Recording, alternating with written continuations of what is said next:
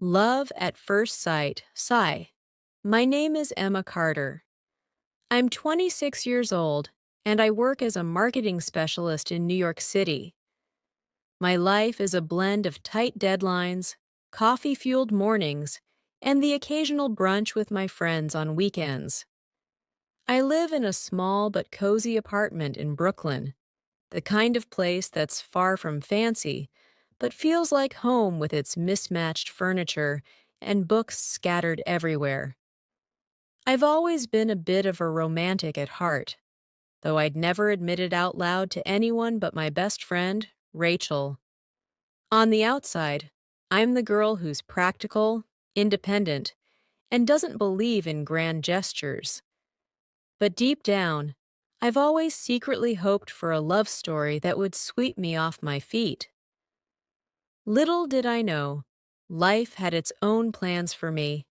It happened on a chilly October morning. I remember it so vividly because it was one of those perfect fall days when the air feels crisp, the leaves are a vibrant mix of orange and red, and everyone seems to be in a good mood. I was running late for work, as usual. The subway was packed, and I had barely managed to squeeze into the last car before the doors shut. I stood there, clutching the metal pole for balance, scrolling through emails on my phone, when I looked up, and there he was. He stood across from me, leaning casually against the door, wearing a gray sweater and dark jeans. His hair was slightly tousled, as though he'd just rolled out of bed, and he held a book in his hand. I couldn't see the title, but the way he was so engrossed in it caught my attention. Our eyes met for just a second, and I felt my stomach flip. It was the kind of moment you read about in books or see in movies, where the world seems to fade, and for a brief moment, it's just the two of you. I quickly looked away, feeling foolish. I mean, who falls for a stranger on the subway? Over the next few stops, I couldn't help but steal glances at him. He didn't seem to notice, too absorbed in his book. But there was something about him that intrigued me.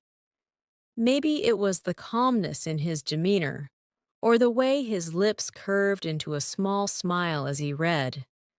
When the train pulled into Union Square, he closed his book, slipped it into his bag, and stood up. My heart sank a little, thinking this was it. But as he walked toward the door, he glanced back at me and smiled. A warm, genuine smile that made my heart race. And just like that, he was gone. The next few days, I couldn't stop thinking about him. It was ridiculous, I knew that. He was a stranger, someone I'd probably never see again. Yet, the memory of that brief moment stayed with me. I told Rachel about it during one of our brunches. "Emma, you're hopeless," she said, laughing. "You didn't even talk to him, and you're acting like you've met your soulmate." I know," I groaned. "It's stupid." But there was just something about him, Rachel. I can't explain it. "Well, if it's meant to be, you'll see him again," she said with a wink. I rolled my eyes, but a part of me couldn't help but hope she was right. A week later, it happened. I was at a coffee shop near my office, my usual spot for an afternoon pick-me-up. As I stood in line, debating whether to stick with my usual latte or try something new, I heard a voice behind me. "Excuse me, but are you going to order the caramel latte?" I turned around, startled, and there he was, the guy from the subway. For a moment, I just stared at him, my brain struggling to process the coincidence. Yes, I was thinking about it," I managed to say. "Good choice," he said with a smile. "It's my favorite." I couldn't believe it. Out of all the coffee shops in New York, he was here, standing right in front of me. His name was Ethan. We ended up sitting at a table together, talking for what felt like hours. He worked as a graphic designer and had recently moved to the city from Seattle. He loved books, photography, and hiking, three things I happen to love too. I feel like I've seen you before, he said at one point, tilting his head thoughtfully. You have, I admitted, blushing. On the subway last week. His eyes lit up with recognition. You were the girl with the serious expression, scrolling on her phone, he said with a grin. I laughed. And you were the guy completely lost in his book. From that day on, Ethan and I started seeing each other regularly. Our connection felt natural, like we had known each other for years instead of weeks. He had a way of making me feel seen, understood, and cared for in a way I hadn't experienced before. We spent our weekends exploring the city together, trying new restaurants, visiting art galleries, and wandering through Central Park. He showed me his favorite spots, and I introduced him to mine. One evening, as we sat on a bench overlooking the Hudson River, Ethan turned to me and said, You know, Emma, I don't believe in coincidences. I think we were meant to meet. I smiled, feeling a warmth spread through me. A journey together. Ethan and I had settled into a comfortable rhythm. Our lives, though busy, always made room for one another. The early days of dating, the butterflies, the excitement of learning everything about each other, were magical. But what came after was even better. We started sharing parts of our lives that went beyond surface-level things. I took him to meet Rachel, who immediately took a liking to him. Finally, someone who's good enough for you, she teased, making me blush while Ethan chuckled. He brought me to his favorite little bookstore tucked away in the West Village, and we spent hours flipping through dusty old novels, sharing our thoughts about authors we loved. Ethan had this ability to make even the mundane feel extraordinary. Whether we were grocery shopping, doing laundry, or simply cooking dinner in my tiny Brooklyn apartment, he'd find a way to make me laugh, often by breaking into a silly dance or telling an exaggerated story from his day. The first challenge. But no relationship is without its struggles, and ours came sooner than expected. Ethan had always dreamed of starting his own design agency, and when the opportunity arose for him to take on a massive freelance project, he jumped at it. I was thrilled for him. This was his dream, after all. But I didn't anticipate how much it would change things between us. The long hours, the late nights, and the constant pressure began to take a toll. There were days when we barely saw each other, and when we did, Ethan was exhausted and distracted. One evening, I brought over takeout to his place, hoping for a quiet dinner together. Instead, I found him hunched over his laptop, papers scattered everywhere, his phone buzzing with emails. Hey, I said softly, setting the bags on the counter. Hey, he replied without looking up. I sat down beside him, watching as he furiously typed away. After a few minutes, I couldn't hold back anymore. Ethan, I feel like I'm losing you, I blurted out. He froze, his hands hovering over the keyboard. Slowly, he turned to face me. Emma, I'm so sorry. I didn't realize how much this was affecting us. It's not just about me, I said, my voice trembling. I see how stressed you are, and it breaks my heart. I want to support you, but I need to feel like we're in this together. Ethan sighed, running a hand through his hair. You're right. I've been so caught up in this project that I've been neglecting us. That's the last thing I want. We talked for hours that night, laying everything out on the table. It wasn't an easy conversation, but it was necessary, and in the end, it brought us closer. Ethan promised to set boundaries with his work, and I promised to be patient as he navigated this new chapter of his career. A milestone moment. A few months later, Ethan's project was completed, and his efforts paid off. His design agency was officially up and running. To celebrate, we planned a weekend getaway to the Catskills, a much-needed escape from the chaos of the city. On our first evening there, we hiked to a scenic overlook just as the sun was setting. The view was breathtaking, the kind of beauty that makes you feel small in the best way. As we sat there, Ethan reached into his bag and pulled out a small notebook. "What's that?" I asked, curious. "It's something I've been working on for a while," he said, handing it to me. I opened the notebook to find pages filled with sketches, notes, and little anecdotes about us. There were doodles of our favorite coffee shop, sketches of my apartment, and even a drawing of me laughing, a moment Ethan had captured perfectly. Tears welled up in my eyes as I flipped through the pages. "Ethan, this is incredible! When did you have time to do all this?" "Whenever I missed you," he admitted. "Even when I was busy with work, you were always on my mind." I leaned in and kissed him, my heart full. Building a life together so the next year, Ethan's agency flourished, and I got promoted at work.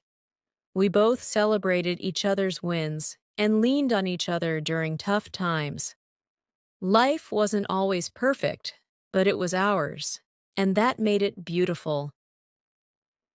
One spring evening, as we were cooking dinner together, Ethan turned to me and said, "Emma, there's something I've been meaning to ask you."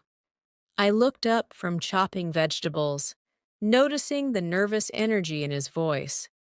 "What is it?" He reached into his pocket and pulled out a small box. My heart stopped. "Emma Carter, you're the love of my life, my partner in everything. Will you marry me?" For a moment, I couldn't speak. Tears streamed down my face as I nodded. "Yes, Ethan, 1,000 times yes." He slid the ring onto my finger, and we both laughed as he accidentally got flour from his hands on me. It was perfectly imperfect, just like us. It's hard to imagine where to even start again, but I suppose life after that magical proposal deserves some reflection. Ethan and I had been through so much by then, but it was just the beginning of a new chapter, a chapter where two people build a life together, where love is both the foundation and the roof over everything. The wedding that was almost to us. Ethan and I wanted a wedding that truly felt like us. Something simple, something intimate, but something unforgettable. Neither of us was the grand ballroom and glittering chandelier type, so we decided on a small ceremony in upstate New York. It was a cozy outdoor affair surrounded by trees that seemed to stretch endlessly into the sky. The venue overlooked a serene lake, and I remember thinking it felt like we were in a fairy tale.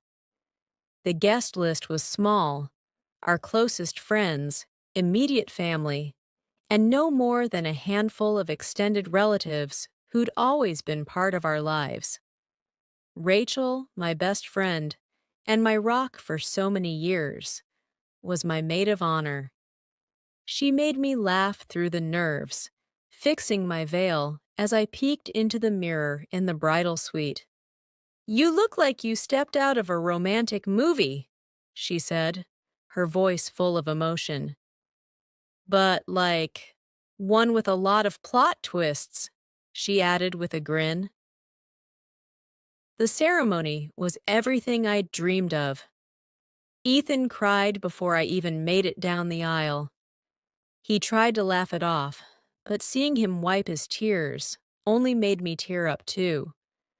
When it was time for our vows, I felt like I couldn't get the words out fast enough. "Ethan," I said, my voice trembling, "you walked into my life like the most unexpected chapter in a book I didn't even know I needed. You've taught me what love really means, not just in the grand gestures, but in the quiet moments, the shared smiles, and the way you always seem to know exactly what I need, even when I don't. I choose you today, tomorrow, and for every day after that." Ethan's vows were just as heartfelt, and by the end of them, there wasn't a dry eye in the audience. We danced under string lights that evening, and as we swayed to our favorite song, Ethan whispered in my ear, "You're my forever, Emma." The honeymoon adventures. We decided on a honeymoon that mixed relaxation with adventure. A week in Italy, exploring everything from the romance of Venice to the rolling hills of Tuscany. Venice felt like it was made for love. We spent hours wandering through narrow streets, sharing gelato by the canals, and taking a gondola ride at sunset. Ethan, ever the romantic, had planned a surprise for me, a private dinner on a small terrace overlooking the water. "Do you know how surreal this feels?" I asked as we clinked glasses of wine. "Yeah," he said, smiling. "But then again, being with you has always felt surreal." In Tuscany, we rented a tiny villa surrounded by vineyards. Every morning, we woke up to the smell of fresh bread and the sight of golden sunlight streaming through the windows. We spent our days wine tasting, cycling through picturesque villages, and talking about our future. One evening, as we sat on the villa's terrace, Ethan turned to me and said, "What do you see for us, Emma? 5 years from now?" I thought for a moment, then smiled. "I see us in a cozy home, maybe with a dog or two, still exploring, still laughing, still loving as deeply as we do now." Ethan nodded. "I see that too. And maybe a little one running around?" I laughed. "Let's start with the dog first." Building our forever, when we got back to New York, life picked up again. Ethan's design agency continued to thrive, and I found myself moving up in my career as well. We got a golden retriever puppy named Milo, who instantly became the center of our world. Our days were busy, but we always made time for each other. Friday nights were reserved for date nights, whether it was trying out a new restaurant or staying in and watching cheesy romantic comedies. Sunday mornings were for long walks with Milo, followed by pancakes at our favorite diner. Of course, there were challenges. Balancing two demanding careers, navigating the occasional disagreement, and figuring out how to juggle it all wasn't always easy. But through it all, we never lost sight of what mattered most. Us. Ethan's calmness balanced out my moments of stress, and my optimism lifted him when he felt overwhelmed. We were a team, and no matter what came our way, we faced it together. A new chapter 2 years into our marriage, on a crisp fall morning, much like the one when we first met, I found myself holding a little white stick in my hand. Two pink lines stared back at me, and I felt a rush of emotions: excitement, fear, disbelief. When Ethan came home that evening, I handed him a tiny onesie that said, "Best Dad Ever." He looked at it, then at me, his eyes wide. "Are you serious?" I nodded, tears streaming down my face.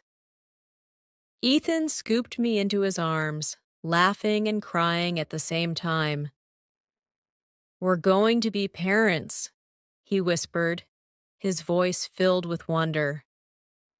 That night, as we lay in bed, Ethan placed his hand on my stomach and said, "I can't wait to meet the little person we're going to create together."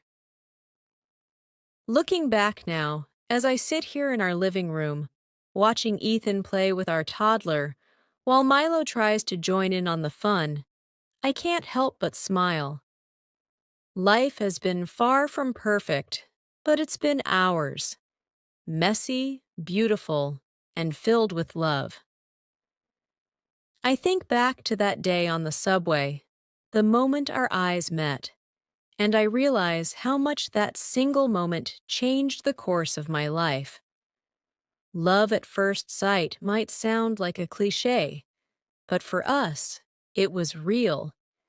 And as I watch Ethan laugh with our child, I know in my heart that every twist and turn, every challenge and triumph has led us exactly where we're meant to be.